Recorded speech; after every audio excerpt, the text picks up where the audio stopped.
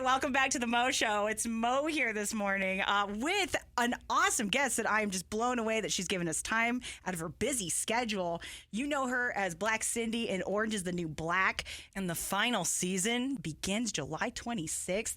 Adrienne C. Moore, my friends, thank you for being here. I just feel like I hear these radio waves going, like that's the people like, you don't even know the crowd. All the horns are honking right now. Yes, People horn, are honk that freaking horn. out. I love it. Thank you for having me, Mo. Absolutely. You know, I was a little bummed last night. I didn't get to see you at the cell block party that they did. Didn't nobody invite me? Oh my, you were there. You were there. Oh, I was there.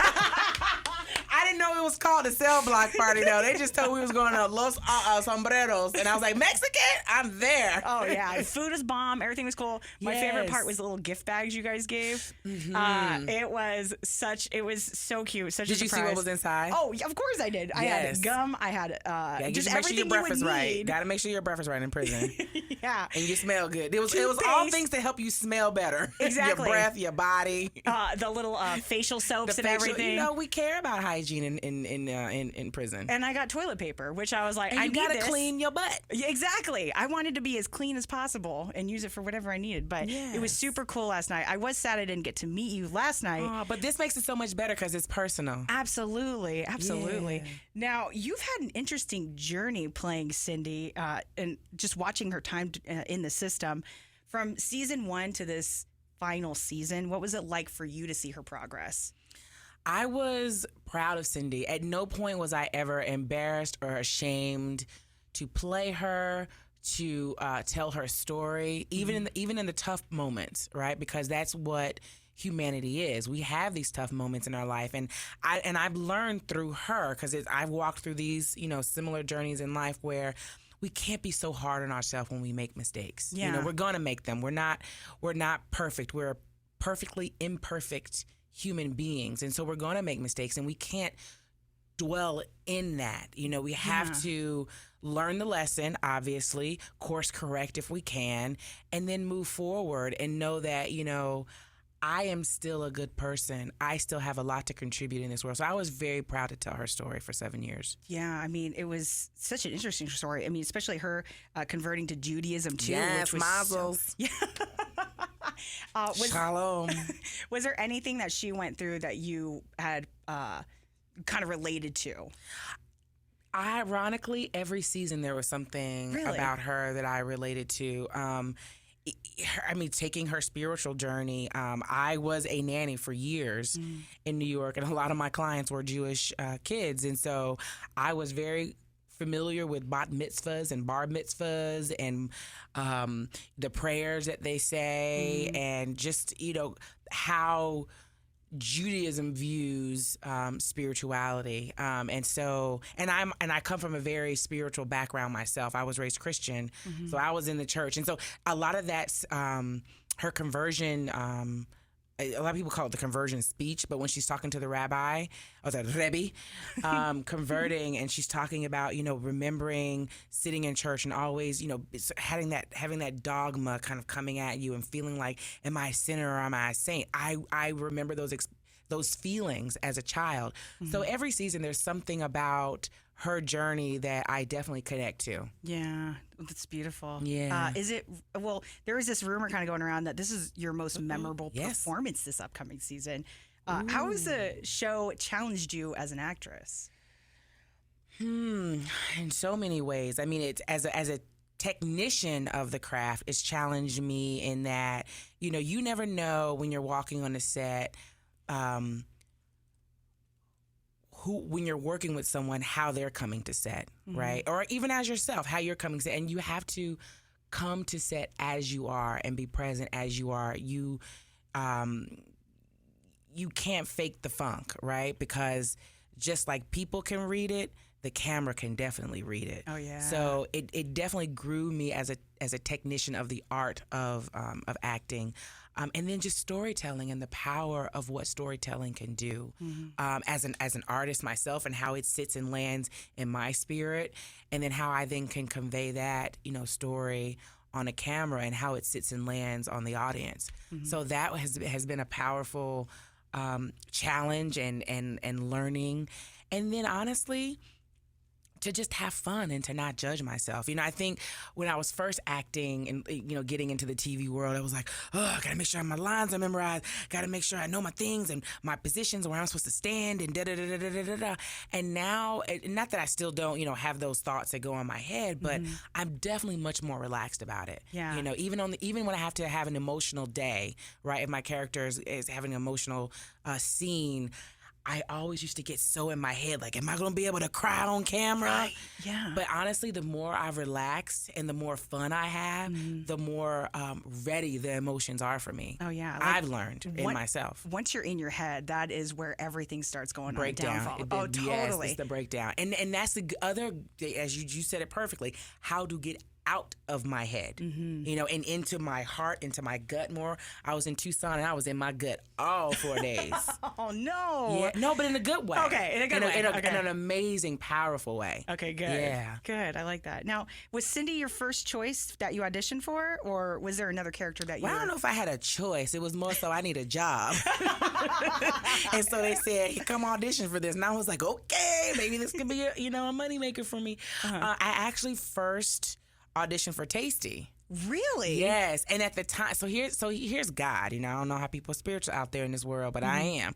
So I was actually filming an episode of 30 Rock when I got the audition for Tasty. And so I was literally sitting in my dressing room trying to learn my lines for this scene I'm about to go do with Tina Fey and James Marsden, and just being in this world of like, oh my God, I'm sitting on the 30 Rock set. This is amazing. I'm about to go meet Tina. And then I get this email from my agent, appointment information. Oh my God, I got an audition coming in. So I was like, yes, I am like hitting it. And it was a beautiful, synchronous moment in my life because I think any artist wants to have that feeling of like you're working on something, you're preparing for something else, you're moving forward.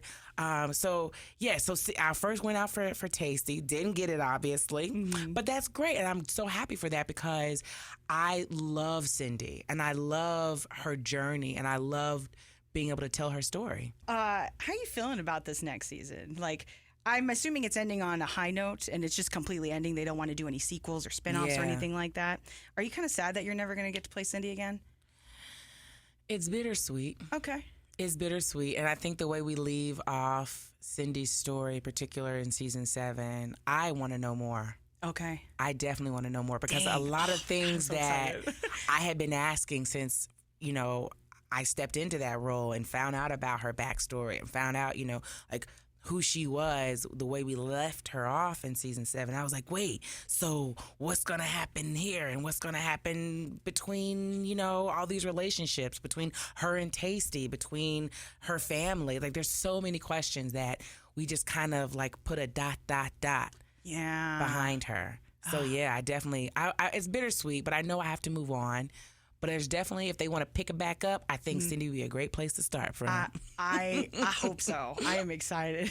Now, what are your thoughts on how the show ends? Without, obviously, no spoilers. Okay, well, so can I be real with you? I haven't actually, this is the first time I've said this on an interview live. I did not read the entire season. No!